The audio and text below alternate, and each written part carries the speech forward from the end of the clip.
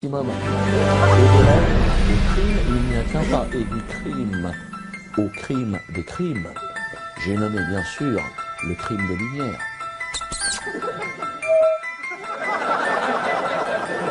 Ne riez pas. La Shoah. Shoah, nanas.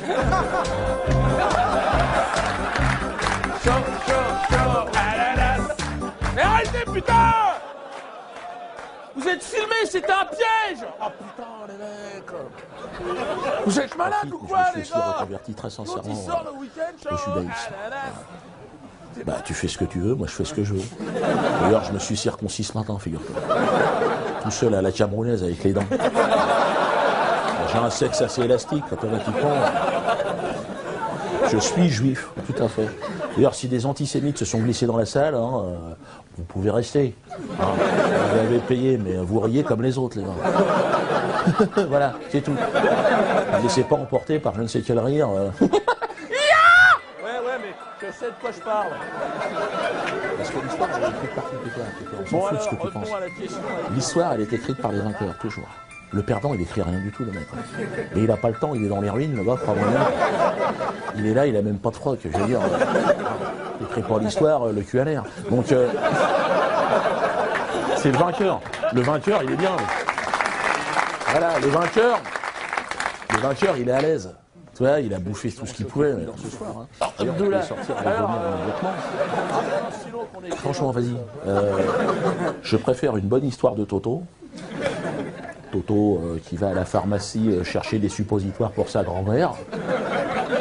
Là, je dis on est bon. Je préfère une histoire comme ça que même, j'irais même jusqu'à l'histoire même de la Shoah. Et c'est en tant que juif que je parle. En tant que juif ashkénaze. Ouais, j'ai choisi ashkénaze. Parce que tu as le choix, tu sais. Ouais.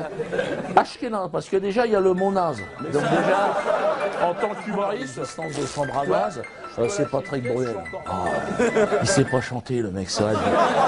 Tu t'entends ça, envie de vomir, je te promets. Hein, putain, mais qui change de boulot, les mecs, ils font de la mécanique, le mec. Hein?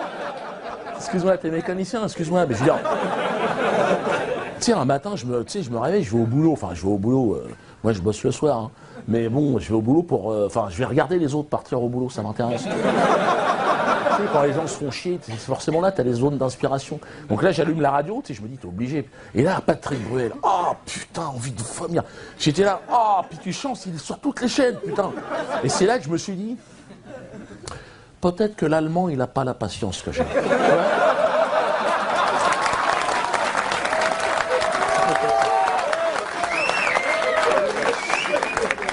Tant pis, il est bricolo, l'allemand, tu vois. Fin de matinée, il t'a pondu une chambre à gaz juste pour se Jean-Marie Milliard, on a commencé ensemble. Hein. Un mec, il avait tout pour réussir, il remplissait le Stade de France. Il roulait en Ferrari, il était heureux, le gars. Hein. Il s'est mis à contester les attentats du 11 septembre. Ah ben ils l'ont ruiné, en 3 mois, terminé. Hein. Je l'ai vu chez Arthur il y a 15 jours, il conteste plus rien. Hein. C'est fini.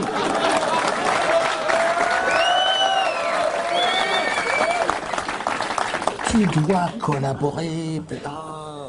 On est juste de la main-d'œuvre. Regarde-moi. Ma femme, Nathalie, tu sais qu'elle est prof de collège. Bon, cette année, elle a accompagné les classes de 3e à Auschwitz. Pourtant, tu sais ce qu'elle en a à foutre de ces histoires-là. Bon, eux, dans sa famille, ils ont collaboré quelque chose. Hein. À côté, t'es une majorette. Excuse-moi de te parler comme ça. Son grand-père, Nathalie. Ah bah attends. La légende voudrait qu'il ait rempli 500 trains à lui tout seul. C'est les Allemands qui lui ont dit « Lève le pied, Jeannot, on peut pas suivre ». Sarkozy, hijo de puta. Parce que t'as même plus besoin d'être dans un avion, c'est des drones. T'es chez toi, ton bureau, c'est propre, évidemment. Hein. T'as un joystick, une coupe de champagne. Une seconde, Rachel, je suis au-dessus de Gaza, chérie. Mais oui, je balance du phosphore blanc. Ramène-moi les pistaches. C'est ce que je disais à un passant juif l'autre jour que j'ai croisé. Enfin, je pense qu'il était juif, le mec avait une kippa. Hein, donc, à moins que ce soit un jeune humoriste qui se lance. Et le mec m'a capté immédiatement. Il m'a vu, tu sais. Il est en liberté, qu'est-ce qui se passe? Alors moi, c'est vrai, comme je suis un peu taquin, tu sais.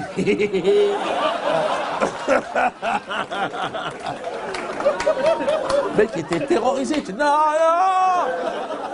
Calme-toi. Je vais pas te déporter. Calme-toi. Tu sais, j'avais rendez-vous dans un quart d'heure, j'ai pas le temps de faire grand-chose. Détends-toi. Puis je me suis dit, Diodo, essaye de le calmer. Tu le connais même pas, le mec. Il te connaît pas, tout de suite, il a peur, le gars. Antisémite! Je suis pas tombé sur un créatif, le mec, il balance son truc. Je lui dis, fais un effort. Je lui dis, d'accord, si tu veux, si t'as besoin, il n'y a que des antisémites, des méchants tout autour. Calme-toi. Et là, il me fait, t'as pas honte? Écoute, je fais un pas vers toi, fais un pas vers moi. Je dis, ah, putain, honte de quoi? De ma race? Hein, ta mère la pute, de quoi tu parles? J'ai pas dit ta mère la pute, j'ai pas dit. Je l'ai gardé pour moi. Je dis d'accord, j'ai honte alors, j'ai honte.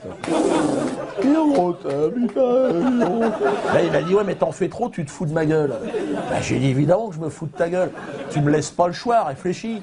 Honte de quoi? Puis là, il était parti. Là. Alors, perdu pour perdu, je me suis dit, je vais le pousser dans ses retranchements. Je suis taquin, le mec, il veut jouer au con, il est quand même tombé sur une 5e dan. Agimé.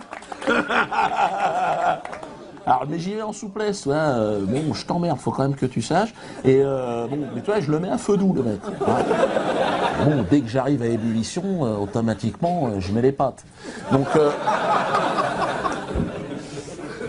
alors je le laisse partir, tu sais, il commence à sortir, bon, les fondamentaux, hein. Ouais, non, ma grand-mère, tu sais, sa grand-mère dans les camps de concentration, tu sais, en pyjama avec les numéros sur les poignets. Donc là, je me dis, c'est le moment de porter les stockades. Tu te décales, tu piques, tu comprends? Le mec, je lui dis, il faut que je te dise, ta grand-mère, j'en ai rien à foutre. On va commencer le changement. Et je vais même te dire, je lui pisse à l'arrière. Bien évidemment, je n'aurais jamais pissé sur une déportée. J'avais vu ça chez Ardisson. Le chantage à l'antisémitisme. C'était Besancenot qui s'était fait choper. Ah, par la commandanture. Le gars, tu sais, en plus, il avait rien dit, le gars, tu sais. Je crois quand même, en Palestine, des fois, on sait pas tellement... Et en face, il y avait un mec du CRIF, toi, un 5 étoiles. Le mec au-dessus, c'est Jérusalem. Et le mec, il a dit, antisémite!